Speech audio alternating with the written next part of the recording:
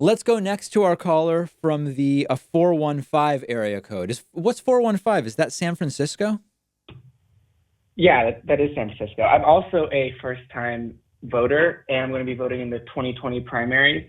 Great. And so I kind of had a question about the candidates and authenticity. I was just wondering, because we've seen like some gaffes, I guess you could call it, or questions, whether it's Elizabeth Warren awkwardly drinking beer or Kamala Harris like misnaming the music she listened to in college, or like Cory Booker making up a fake drug dealer. I was just I was just wondering if that's something that the candidates, because Okay, you're breaking up. probably You're breaking up. What we heard is you're wondering if that's something that what?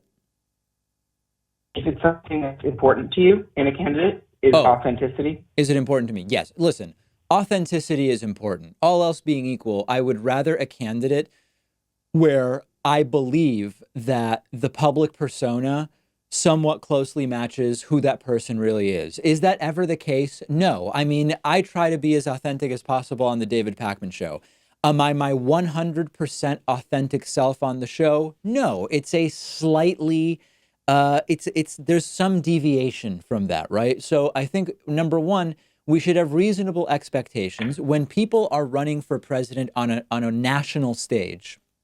Is it reasonable to imagine that they are going to be the exact same way that they are in their living room with their family? No, that's not reasonable. But what we should be paying attention to is the platform that they are espousing a platform that they actually believe in? Because if not, if they've ended up with a particular platform and set of policy positions because of either how polling is pointing or because of corporate interests or whatever, as quickly as they got into that platform, they could get out of it for equally poor reasons. So, to that extent, authenticity is important. If someone is for Medicare for all, it's more important. I prefer that they be for it because they believe in it rather than because they think it's the right thing to say for the 2020 primary, if that makes sense.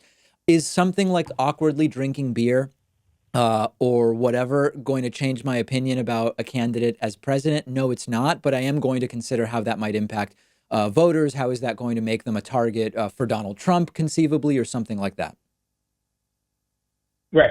I totally agree. But I find that especially on the left, it's always been about just pushing politicians to a position that's closer to ours. And I think that, we should let politicians change positions, and that's the nature of politics and just pressuring them into our direction, Yeah, right? well, now you're into just the idea of is changing one's view on something objectively bad? And of course, the answer is no. We want the views to change, though, because they're better informed, not because some lobbying group said, "Hey, we're going to cut the money unless you change your mind." Yep. Totally. All right, very good. Thank Thanks you. for the call. Great to hear from people in the Bay Area, of course.